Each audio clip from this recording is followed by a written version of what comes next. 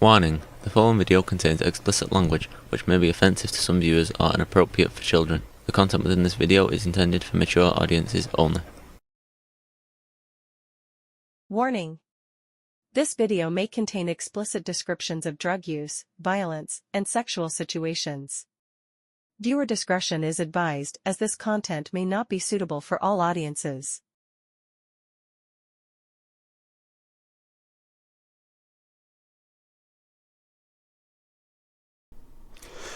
Hello and welcome to this video. I just got back in from doing a bunch of lawn work and everything in here is kind of bleh. So please just forgive my nasally drippy voice.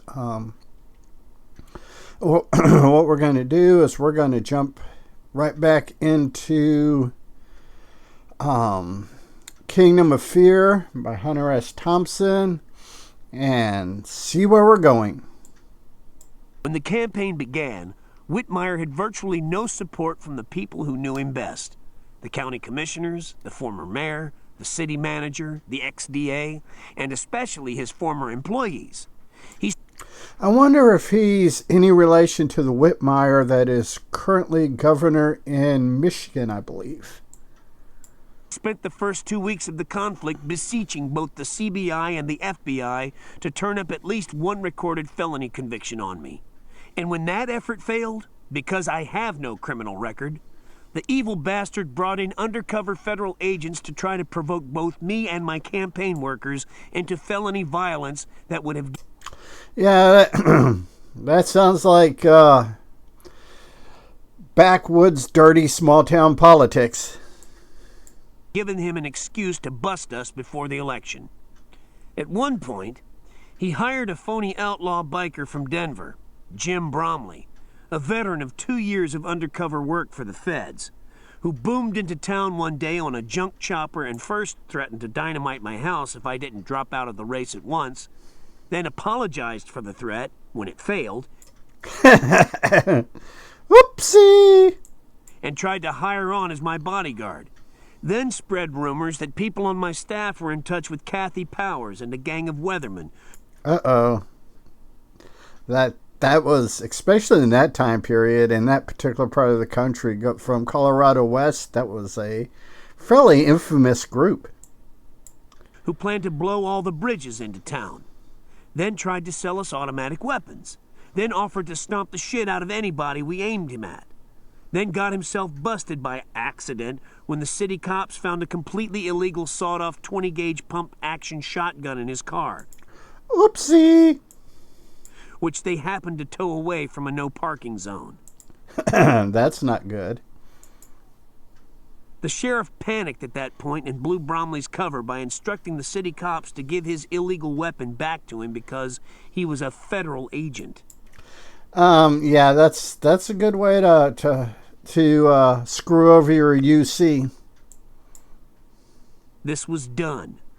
But instead of leaving town, Bromley came back to our headquarters, unaware that a friendly city cop had already tipped us off, and hung around offering to run the mimeograph machine or anything else we needed done. Yeah, that's a little too friendly, too little willing to help. Meanwhile, we were trying to compel the assistant DA to have the bastard arrested on charges ranging from felony conspiracy to threatening the life of a political candidate to carrying an illegal weapon. But because of the immunity clause in law enforcement, not gonna happen. And offering to wreak violence on innocent people. But the assistant DA refused to act, denying all knowledge of the man or his motives. Of course.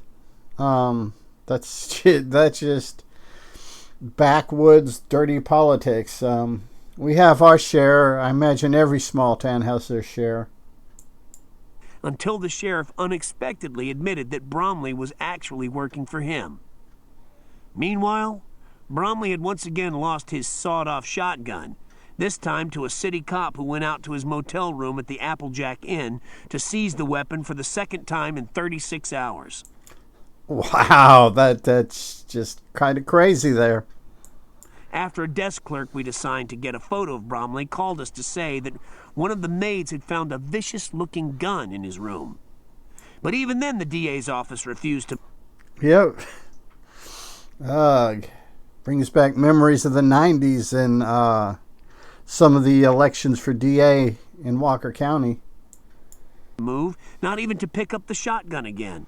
So we had to send a cop out on our own, Rick Crabtree, a dropout English major from Columbia. And even after Crabtree seized the weapon, the DA's office snarled petulantly at our demands that Bromley be picked up and booked. Yeah. I wonder how much of that was common knowledge, though, during that election. How much Thompson put out for his vote, for the voters to go, look what these people are doing, or how much was played in the background, you know. He'd returned to the Applejack with a girl, they said, and they didn't want to disturb him until morning. Probably this a prostitute. Was too much for the frustrated crew of left bikers, black belts, white panthers, and assorted local heavies who'd been calling for open season on Bromley ever since he showed up. Yeah, when you got that many people gunning for you, you may want to leave town. Just, just saying. They wanted to soak him down with mace, then beat him to jelly with baseball bats. Okay, that sounds very, very painful, to be honest with you. Though, I have to admit, there are people that I've come across that I've wanted to beat to jelly with a baseball bat. So, being transparent here. And they didn't give a flying fuck if he was a federal agent or not. I was still on the phone with the assistant DA when I noticed the room emptying around me. That's never a good sign. We're on our way to the Applejack, somebody yelled from the doorway. You can tell that chicken shit pig of a district attorney that we decided to make a citizen's arrest. Whoopsie! This is gonna get interesting. And we'll dump his fink at the jail in about 30 minutes in a plastic bag. Oh, that's never a good... That's not good at all. I translated this to the DA, and 30 minutes later, Bromley was moving down the highway in a rented car. He left so fast that we couldn't even get a good snapshot of him. So the next morning we called the White Panther Photo Agency in Denver, and they assigned a young, harmless-looking black belt to go out to Bromley's suburban home with a camera. Yeah, cameras and UCs do not mix well. Paul Davidson got the picture we needed by knocking on the agent's door and saying that he was so impressed with the wonderful chopper outside that he just had to get a shot of it, along with the proud owner. So Bromley, ever alert, posed for the photo, which ran a day later in the Aspen Times along with a detailed expose of his brief but hyperactive flirtation with the local freak power movement. Yeah, like I said, if you're a UC, you don't volunteer for anything regarding photographs, film. You might sneak behind the camera and do some photography and some filming, but never in front of the camera. No, bad UC, bad UC. We sent Bromley a copy of the published photo story, and he responded almost instantly by mailing me a threatening letter and another, very personal photo of himself that he said was a hell of a lot better than the one our funny little photographer had conned him out of. Even the CBI man was stunned at this evidence of total lunacy on the part of a veteran undercover agent. Yeah, I imagine his superiors probably are shitting themselves at this point. This is hard to believe, he kept saying. He actually signed his name? He even signed the photograph? How could they hire a person like this? How indeed? Because cops, even to this day, get really full of themselves and don't realize that, people are going to be people, and if you give them an inch, they'll take it and as much extra as they can. And It's better to be a little bit paranoid than it is to be a outed UC. To quote the fictional character Spider Jerusalem, a paranoid is just simply somebody that has all the facts. And, that little bit of paranoia, if you want to be a UC or undercover, that's, you need that paranoia. The story began in 1968, when Random House gave me $5,000 and my editor there said, "Go out and write about the death of the American dream." I had agreed without thinking, because all I really cared about back then was the money.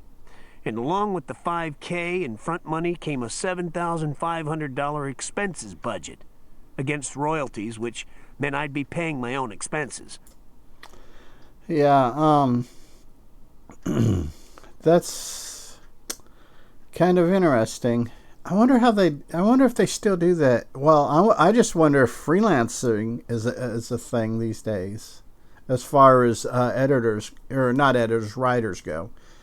And if there are, are they freelancing to the point like they did back in the day, where you could be writing one article for, say, Sports Illustrated, then as you're finishing that up, pick up something from, like, say, Rolling Stone.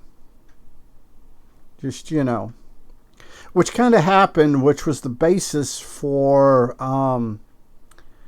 Fear and Loathing in Las Vegas. If I remember correctly, the initial thing getting him to Vegas was to do the motocross for Sports Illustrated. Then as he was finishing that article up, he was commissioned by Rolling Stone to do a thing on a police drug convention or something that was going on in Vegas during that time. But I don't know.